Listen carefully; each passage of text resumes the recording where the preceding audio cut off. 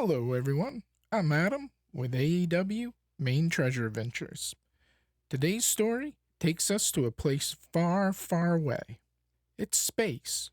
This is the story about the first dog in space and the first to orbit the Earth. This story starts in Moscow, Russia, in 1954. Laika, a female dog, was born. Although her true pedigree is unknown, she was believed to be part husky or another breed and part terrier. At roughly 3 years old, Laika was found as a stray wandering the streets of Moscow.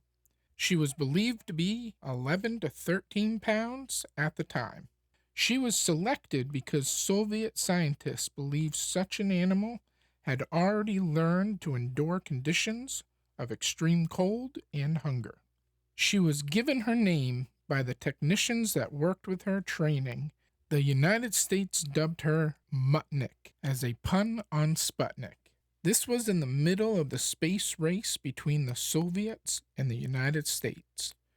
Both had previously sent animals on suborbital flights. Laika was to board the Sputnik 2 as Russia wanted to be the first to push past the suborbital testing. 3 dogs, including Laika, at the time went through roughly a months-long training to adapt the dogs to the confines of the tiny cabin of the Sputnik 2. How they did it wouldn't be acceptable conditions now, but back then they had less ethics of animal testing. The dogs were kept in progressively smaller cages for long periods of time. The close confinements caused them to stop urinating or defecating. This made the dogs restless and their general condition to deteriorate. The dogs were also put through simulators that tested the acceleration of a rocket launch and the noises that the spacecraft would make. This caused a spike in the dogs' blood pressure and their pulse to double. They also had been trained to eat special high nutrition gel that would be the food they ate in space.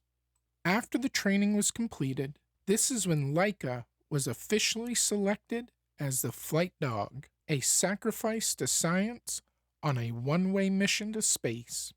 The Sputnik 2 was not designed to be retrievable, and it was accepted by the Soviets that Laika would die on the voyage to space.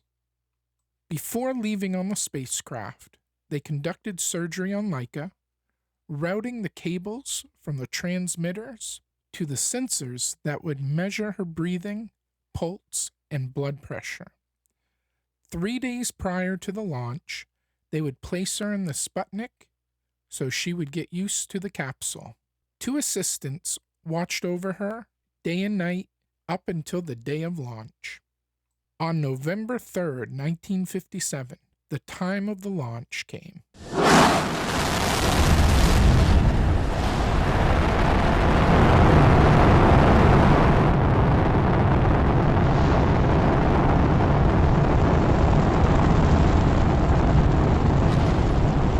Most of the data showed what you would expect. Heart rate went from 105 pre-launch to 240 beats per minute. Respiration increased to between 3 to 4 times pre-launch. It's NBC News commentator Merrill Muller. Good afternoon. A dog knocked a goat right out of the world's attention today. In a masterpiece of propaganda timing, the Soviet Union announced it had launched Sputnik number 2, carrying a live dog. This is reportedly history's first space traveler. Here is some of the original film taken of Laika and some of the training area and testing simulators used by the Soviets in 1957. A lot of times, it's looking back in history to see where we went wrong and make the changes necessary so that we don't continue to make the same mistakes in the future. This is why learning the facts about history becomes so important to our future. Animal testing of any kind has always been controversial, and like the past periods in time where testing had been done, I suppose it's to no surprise that during the period of the space race between two superpowers, that our animal friends would have no choice but to be pulled into the mix for testing. These animals couldn't defend themselves and never volunteered for these missions. In most cases, the animals that were selected endured pain, confusion, fear, and death. Thankfully, it's a lot better now. I'm not saying it's perfect, but it's better than it was back then. Rules and regulations continue to change in the treatment of our animal friends. After reaching orbit, Sputnik 2's nose cone came off as intended. However, the Block A core did not separate as planned, preventing the thermal control system from operating as intended, raising the cabin temperature to 40 degrees Celsius or 104 degrees Fahrenheit. After 3 hours of weightlessness, Laika's pulse rate had settled back to 102 beats per minute.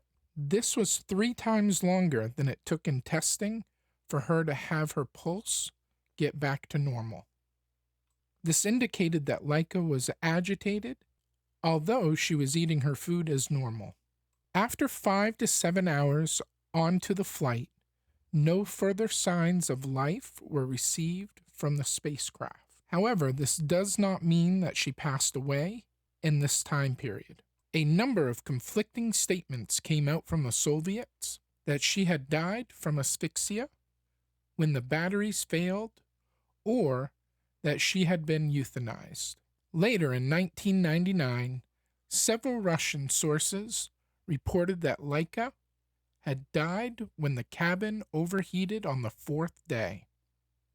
This was again brought up in 2002 when another scientist with Sputnik 2 mission revealed that Laika had died by the 4th circuit of the flight from overheating. Just over 5 months after Sputnik was sent to space, after 2,570 orbits, Sputnik 2, along with Laika's remains, disintegrated during re-entry on April 14, 1958. So what did Laika get out of this? Not much. Laika was memorialized in 1997 in the form of a statue and plaque at Star City, the Russian cosmonaut training facility. Laika is positioned behind the cosmonauts with her ears erect. In my opinion, she should have at least been put in front of the cosmonauts, as her sacrifice was the one that led the way for all other Russian cosmonauts. In 2008, another monument was constructed at the Military Research Facility. She had a couple other monuments placed. Russia produced stamps, envelopes, along with branded cigarettes and matches picturing Laika on them. NASA named the soil target on Mars after Laika during the Mars Exploration Rover mission in 2003. Tons of books and art have depicted Laika on them. Laika didn't get much, but she gave up a lot. The important thing that Laika gave her life for was change. Future space missions carrying animals would be designed to be recovered, and later on, a huge change to the ethical treatment that the Soviet and U.S. space race led to. The mission sparked a debate across the globe on the mistreatment of animal testing in general to advance science. At the time, the animals were viewed as a necessary precursor to human missions. It's unfortunate that Laika and all the other testing animals before her had to go through what they did. But because of their stories that force countries to see the wrong and make changes to ensure animals in the future wouldn't have to go through the same thing. The future would have even more restrictions added over time to the treatment and ethics of testing animals, not just for space travel, but all kinds of product testing. Change. This is the legacy that Laika and all the other animals that had been used in the past has made. AEW out.